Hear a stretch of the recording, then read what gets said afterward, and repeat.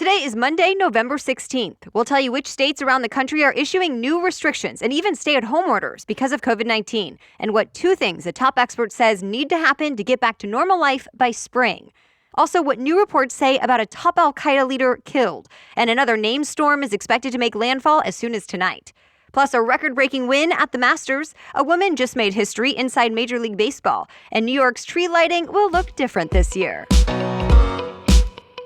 Welcome to The Newsworthy. All the day's news in around 10 minutes. Fast, fair, fun, and on the go. I'm Erica Mandy. Thanks so much for being here. You ready? Let's do this. More states all around the country are imposing new restrictions as the number of COVID-19 cases and deaths continues to rise. The strictest measures are now in New Mexico and Oregon. First, New Mexico's governor issued a 2-week stay-at-home order that begins today. The order tells people in the state to stay home except for trips essential to health, safety, and welfare, and non-essential businesses must close. Oregon's governor also placed the state in a partial lockdown for 2 weeks starting Wednesday. Just like in New Mexico, this means all businesses will have to close their offices to the public and mandate work from home as much as possible. Michigan closed high schools, colleges, and bars for 3 weeks. And in other states like North Dakota, Maryland, Virginia, and Minnesota, governors have recently taken various steps as well. Their measures include restricting businesses, limiting the size of social gatherings, and adding mask mandates. Along with the rise in the number of cases, the risk of overwhelmed hospitals is going up too. COVID-19 hospitalizations are breaking records in 25 states. As of yesterday, the COVID Tracking Project says about 70,000 Americans are in hospitals right now with severe cases of COVID-19. So far, more than 246,000 Americans have died from the coronavirus since late February. The nation's top infectious disease expert, Dr. Anthony Fauci, told CNN it's possible the U.S. sees 200,000 more COVID-19 deaths over the next 4 months. But he says stricter measures could help prevent that. And Dr. Fauci says it's at least possible we start getting back to what he calls relative normal as soon as the spring. Of course, that all depends on two things. One, if encouraging vaccine trial results really hold up when the full analysis comes out.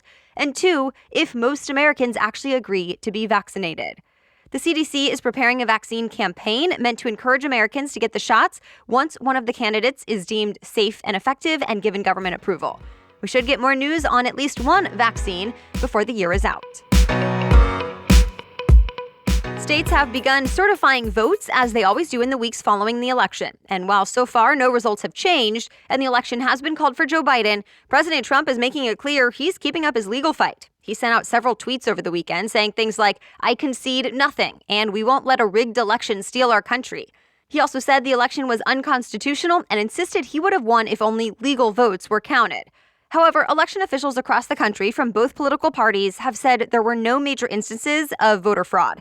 They've actually said the election went well, and observers have confirmed there were no serious irregularities. Still, the Trump campaign has filed election lawsuits in several swing states. Some have been dismissed, and some challenges are still ongoing. Now, the New York Times says President Trump is putting his personal attorney, Rudy Giuliani, in charge of election challenges. Giuliani told Fox News he has evidence of voter fraud that he cannot release yet.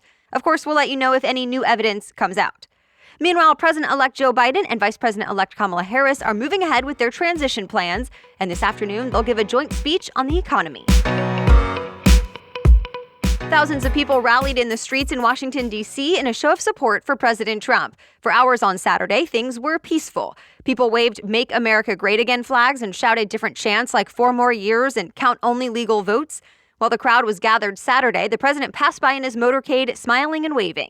But the mood changed when some counter-protesters showed up. The Washington Post reports about 300 people came out to spread the opposing message that the election is over and Trump lost it.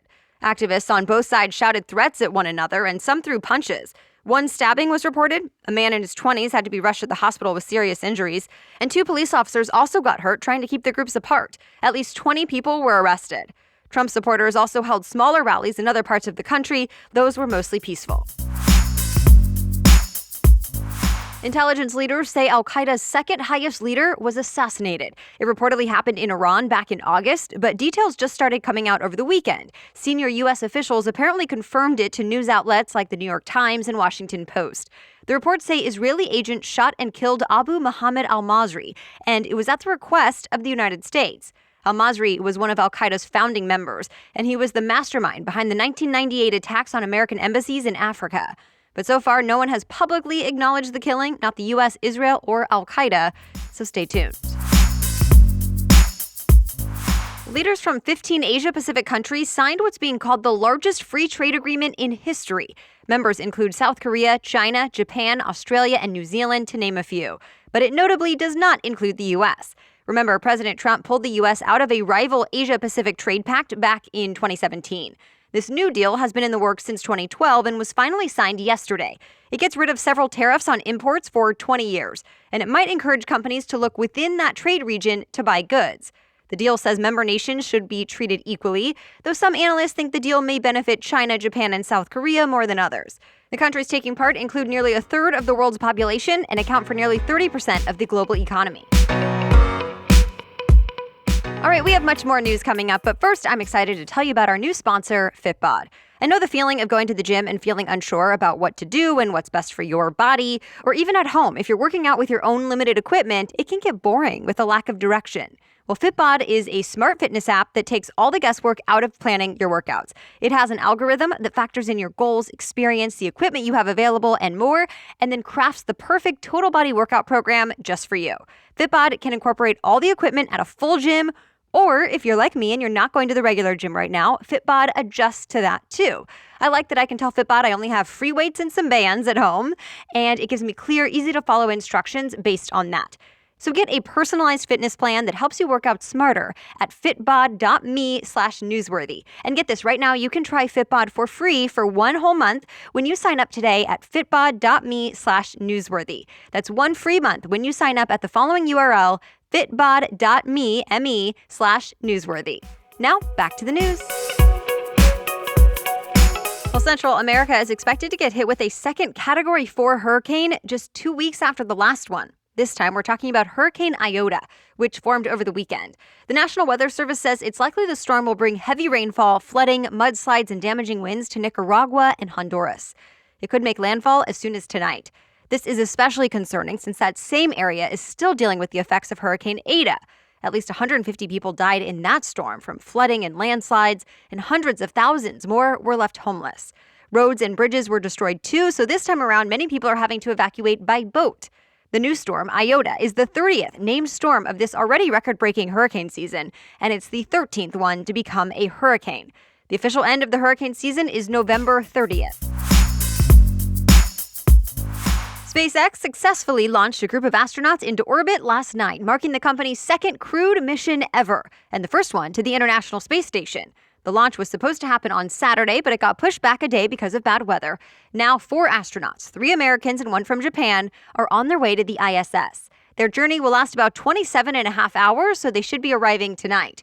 Space.com reports this was the first time the Federal Aviation Administration, or FAA, has issued a launch license for a space mission with astronauts on board. Already, the astronauts radioed in to say the launch was a heck of a ride, and they all had smiles on the way up. If you want to watch them dock at the ISS tonight, NASA will be streaming it live. They're expected to arrive at 11 p.m. Eastern. Golfer Dustin Johnson pulled off a record-breaking win at the 2020 Masters. He managed to get the lowest score in the tournament's history, which if you're not a golf fan, that's a good thing. He came in 20 under par, breaking the previous record by 2 shots originally set by Tiger Woods back in 1997. Coming into the Masters, Johnson was already the world's top-ranked player. Still, he says he was super nervous all day, since this was the tournament he wanted to win the most.